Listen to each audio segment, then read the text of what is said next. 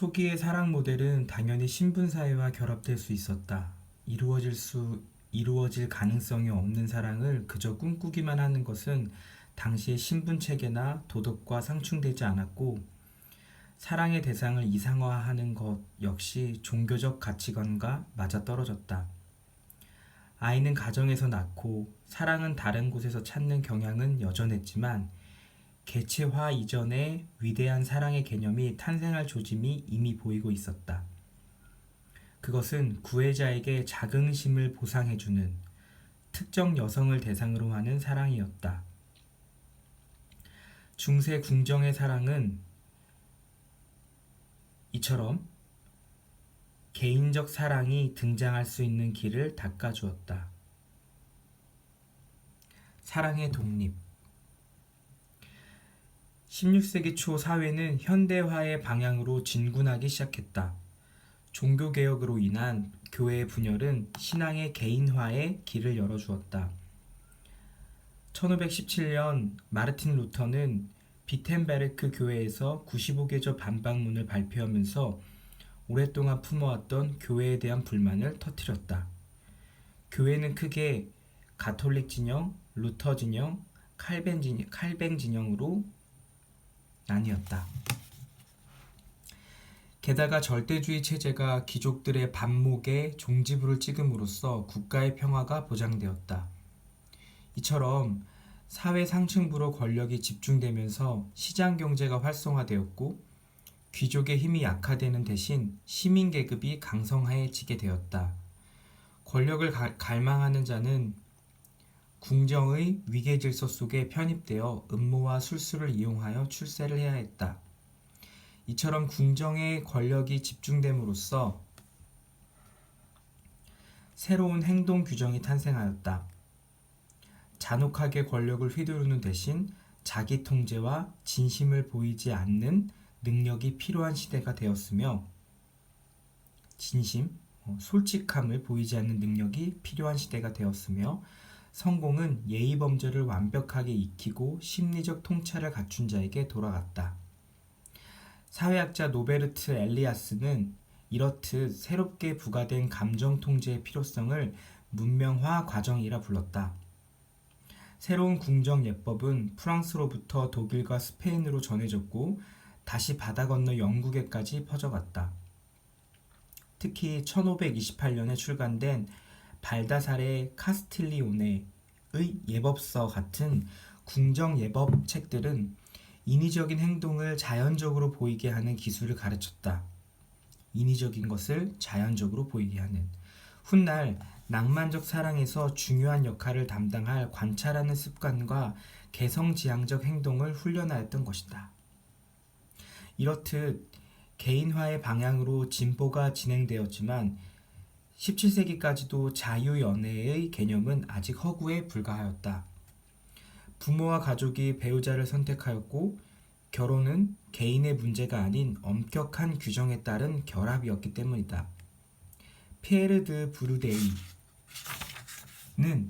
사후에 출간된 영웅소설 숙녀열전에서 이렇게 경고했다. 하지만 결혼은 필요와 번식을 위해서 하는 것이지 성적 욕망 때문은 아니다. 훗날 낭만적 사랑을 구성할 결혼, 사랑, 성 세 가지의 요소는 17세기까지만 해도 각각이 서로를 배제한 채 나름의 임무를 다할 뿐이었다.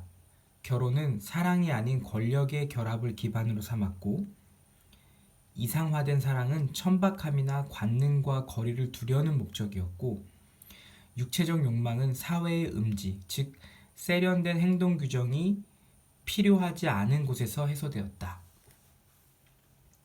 그러나 17세기가 되면서 중요한 측면이 변화하였다.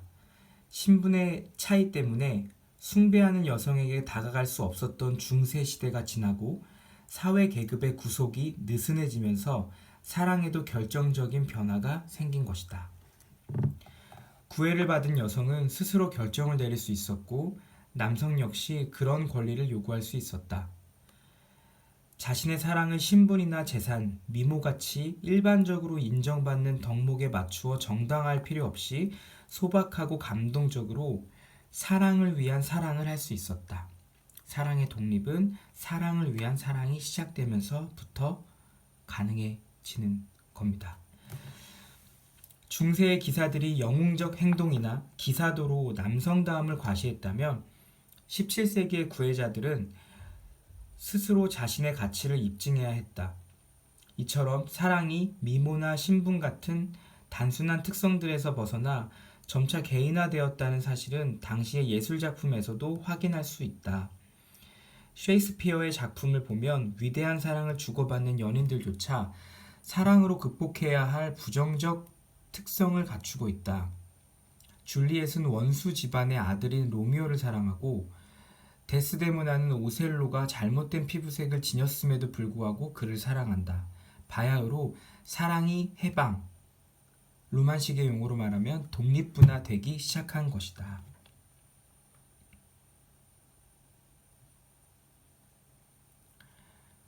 물론 아직 사회의 기대를 완전히 저버리지는 않았지만 사랑은 점차 독립의 길을 걷기 시작한다. 그리하여 이상적 사랑의 종말을 알리는 조종이 울렸고 동시에 너무나 다층적이고 복잡하여 나름의 모델, 즉 사랑의 코드를 따를 수밖에 없는 심리학적으로 세련된 사랑이 대두되었다. 선택의 자유를 누리면서 연인들은 일련의 난관에 부딪혔는데 바로 타인의 행동의 자유를 있는 그대로 인정하고 자신의 불확실한 기대에 올바로 대처하는 기술이 갑자기 필요하게 된 것이다. 다시 말해서 서로를 꿰뚫어 볼 수 없는 자유로운 두 파트너는 서로에게 맞추어 나가는 과정을 어느 정도 예상 가능한 방향으로 이끌어야만 했던 것이다. 그 가르침을 담당한 것이 문학이었다. 루마는 이것을 성찰이론, 증거이론 정도로 표현할 것 같다. 법 조항처럼 사랑의 조항을 만들 수는 없지만 책은 사랑의 역사에서 가장 중요한 전령이었다. 수백 년 동안 사랑은 연애소설을 통해 대중에게 보급되었다. 프랑스와 드 라르슈프코는 사랑을 널리 보급한 허구적 형식에 대해 이렇게 말했다. 한 번도 들어본 적이 없었다면 사랑에 빠지는 사람도 적었을 것이다. 책을 통해 예를 들어서 사랑이라는 모험에 발을 들여놓으려면 연애의 일상에서 올바른 길을 찾을 수 있어야 한다. 그러려면 이해하기 쉬운 이미지와 비유에서부터 확실한 모델에 이르기까지 토대가 되어줄 본보기가 필요하다. 이 역할을 다름 아닌 문학이 맡아 책이라는 형태를 통해 새로운 관점, 즉 감정을 강조하는 개인화된 시각이 사회 전반으로 퍼져나갈 수 있었다. 따라서 사랑에 대한 보편적 지식은 17세기에 이미 존재했음을 알 수 있다. 책을 읽는 자는 사랑의 규칙을 이해했고 특히 유혹할 때 그러한 지식을 효과적으로 활용했다. 구애를 하는 자는 성공 확률을 높이기 위해 문학의 규정을 따라 행동했고 심지어 문학작품에서 미사여구를 훔쳐 쓰기도 했다. 하지만 소설을 잘 아는 여성들은 이런 전술을 쉽게 간파하였다. 이로 인해 날이 갈수록 구애 게임은 흥미진진해졌고 게임에 참여한 남녀는 게임 규칙을 갈고 닦을 수밖에 없었다. 게임을 로만식으로 말하면 커뮤니케이션이라고도 말할 수 있겠다. 미사여구나 형식적인 친절만으로는 큰 성과가 없었기 때문이다. 그 결과 비개연성을 개연성으로 변화시키는 사랑의 코드가 느리지만 확고하게 형성되기 시작했다. 사랑이 진화하기 시작한 것이다.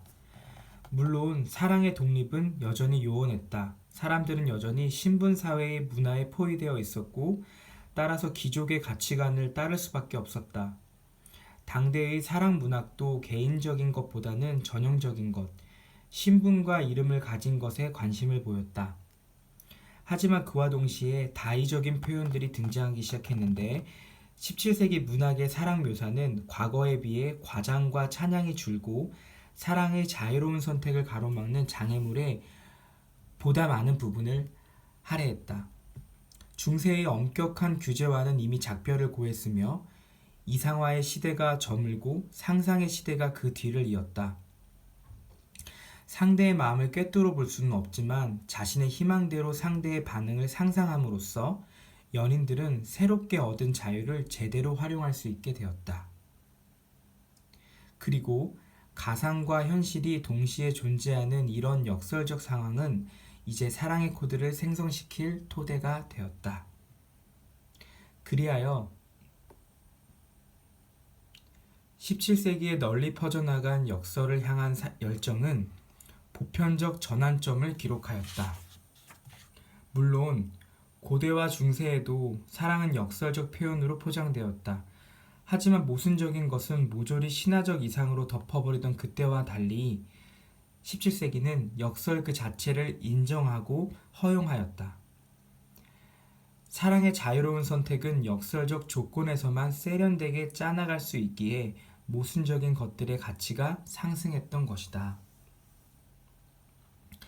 16세기 몽테뉴는 이렇게 말했다. 사랑에는 우리로부터 달아나는 것들을 쫓는 야성적 욕망 외에는 아무것도 없다. 비논리적인 것을 인정하는 것만이 사랑에 드리워진 모든 외부 규정을 막고 간파할 수 없는 것, 변화무쌍한 것을 사랑 속에 끌어들이는 길이었다.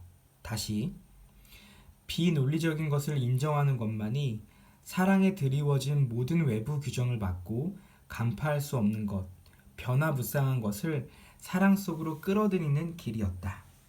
심지어 쉽게 부서지는 유약함이라는 특성조차 안정적이라 말할 수 있게 되었기에 돈 후안으로 대표되는 사랑도 사랑의 코드로 설명할 수 있게 되었다. 단 한 사람만 계속 사랑하는 것은 불가능하더라도 사랑은 영원히 지속되리라고 믿게 된 것이다. 완벽에서 역설로의 전환은 이상적 사랑의 규정의 결별을 고하고 새 시대의 막이 열리는 기회를 제공하였다. 그렇다고 이상이 완전히 폐기된 것은 아니었다. 현상학적으로 얘기를 하면 의미로는 잠재와 현재의 구별이지 생성과 폐기의 구별은 아니다. 이렇게 말하고 있는 것이다. 여튼 그렇다고 이상이 완전히 폐기된 것은 아니었다. 상황이 일시에 엉뚱한 방향으로 흘러갈 수 없는 것처럼 사랑의 문제에서 도덕이라는 계명은 여전히 의무사항이었다. 그럼에도 새롭게 등장한 모순은 사랑 앞에 복잡하고 다의적인 조건을 부과하였다. 중세처럼 명확한 사랑의 관계는 이제 불가능해졌으며 모든 사랑은 자신의 행동과 타인의 행동을 통해 설명할 수 있게 되었다. 그리고 바로 이런 무질서한 조건이 개인에게 다양한 사랑의 가능성을 선사해 주었다.